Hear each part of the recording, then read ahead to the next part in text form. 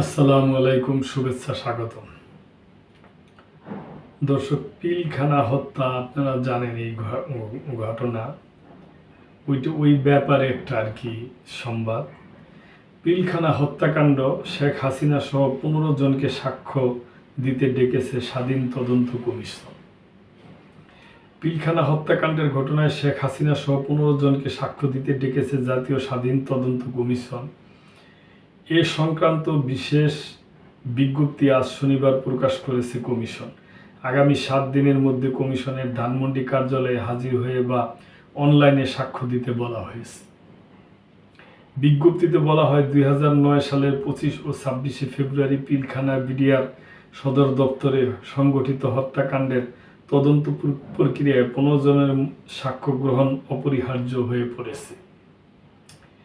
তারা হলেন সাবেক প্রধানমন্ত্রী শেখ হাসিনা, সাবেক প্রধানমন্ত্রীর নিরাপত্তা উপদেষ্টা মেজর জেনারেল অবসরপ্রাপ্ত তারেক আহমেদ সিদ্দিকী, ঢাকা দক্ষিণ সিটি কর্পোরেশনের সাবেক মেয়র ফজলে নূর তাপস, গোলাপগঞ্জ 2 আসনের সাবেক সংসদ সদস্য এমপি শেখ ফজলুল করিম সেলিম, ঢাকা 13 আসনের সাবেক এমপি জাহাঙ্গীর কবির নানক, জামালপুর 3 আসনের সাবেক এমপি মির্জা আজম, ঢাকা 8 আসনের সাবেক এমপি আ.ফ.ম. বাহাউদ্দিন নাসিম, 44 রাইফেল ব্যাটালিয়নের তৎকালীন অধিনায়ক ব্রিগেডিয়ার জেনারেল অবসরপ্রাপ্ত মোহাম্মদ শামসুল আলম, ডিজিআইএফ এর সাবেক মহাপরিচালক লেফটেন্যান্ট জেনারেল অবসরপ্রাপ্ত মোল্লা ফজলে আকবর, সাবেক সেনাপ্রধান জেনারেল অবসরপ্রাপ্ত মইনুল আহমেদ, সাবেক সেনা প্রধান জেনারেল অবসরপ্রাপ্ত আজিজ আহমেদ, র্যাবের সাবেক মহাপরিচালক হাসান মাহমুদ খন্দকার, সাবেক পুলিশ কর্মকর্তা আব্দুল কাহার আকন্থ,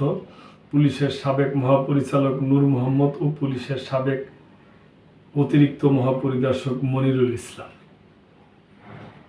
এসব ব্যক্তি 2 পদ্ধতির যে কোনো একটি মাধ্যমে সাক্ষ্য দিতে পারবেন বলে বিজ্ঞপ্তিতে উল্লেখ করা হয়েছে।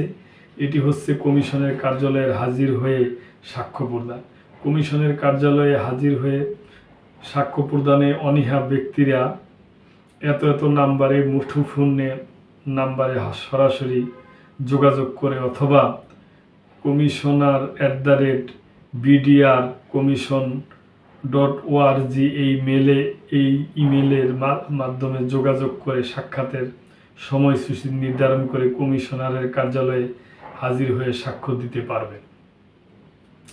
কার্যালয়ের ঠিকানা BRIACM নতুন ভবন, 7ম তলা, সায়েন্স ল্যাবরেটরি, ডাক্তার কুদরতে খোদা রোড, ধানমন্ডি, ঢাকা 1205। কমিশনারের বিজ্ঞপ্তিতে আরও বলা হয়, অনলাইনেও সাক্ষ্য দেওয়া যাবে। ওই মুঠোফোন নম্বরে অথবা ওই ইমেলের মাধ্যমে যোগাযোগ করে সাক্ষাতের সময়সূচি নির্ধারণ করে ভিডিও কনফারেন্সের মাধ্যমে সাক্ষাৎ দেওয়া যাবে। সময়ের সীমাবদ্ধতার কারণে কমিশন ওই ব্যক্তিদের সাক্ষ্য গ্রহণ কার্যক্রম 31 মার্চের মধ্যে সম্পূর্ণ করতে চায়। এ কারণে বিজ্ঞপ্তি প্রকাশের 7 দিনের মধ্যে সাক্ষীদের তাদের প্রস্তাবিত সময়সূচি ফোন কল অথবা ইমেল অথবা পত্রের মাধ্যমে কমিশনারের ঠিকানায় লিখিতভাবে জানানোর জন্য অনুরোধ করা হয়েছে। সাক্ষীদের অসহযোগিতার ক্ষেত্রে জাতীয় স্বাধীন তদন্ত কমিশন আইন অনুযায়ী কার্যকর ব্যবস্থা নেবে বলেও বিজ্ঞপ্তিতে উল্লেখ করা হয়েছে। পিলখানা হত্যাকাণ্ডের ঘটনায় অন্তর্বর্তী সরকার গঠিত জাতীয় স্বাধীন তদন্ত কমিশনের সভাপতি মেজর জেনারেল অবসরপ্রাপ্ত আ.ল.ম. ফজলুর রহমান আজ শনিবার রাতে মুঠোফোনে প্রথম আলোকে বলেন, তদন্তের স্বার্থে ওই 15 জনের কথা শুনতে চায় কমিশন। এজন্য পত্রিকায় বিজ্ঞাপনও দেওয়া হয়েছে যাতে কমিশনের বার্তা তাদের সাক্ষ্য দিতে ডাকা 15 জনের কাছে পৌঁছায়। আর যে মাধ্যমে যোগাযোগ করতে বলা হয়েছে, আশা করি সাক্ষীরা ওই মাধ্যম ব্যবহার করে সাড়া দেবেন। তো দর্শক, এটা আপনারা জানেন, ওই যে পিলখানা যে হত্যাকাণ্ড হয়েছিল ওইটা নিয়ে একটা ঘটনা, এবং ওই যে তদন্ত কমিশন হয়েছে, এই তদন্ত কমিশনের প্রধান এই 15 জনকে সরাসরি কিংবা ইমেলের মাধ্যমে কিংবা চিঠির মাধ্যমে আর কি সাক্ষ্য দেওয়ার জন্য বলছে। একটা সংবাদ আপনাদের সাথে শেয়ার করলাম। তো ভালো থাকবেন, শেয়ার করে সাবস্ক্রাইব করে চ্যানেলটির পাশেই থাকবেন। আল্লাহ হাফেজ।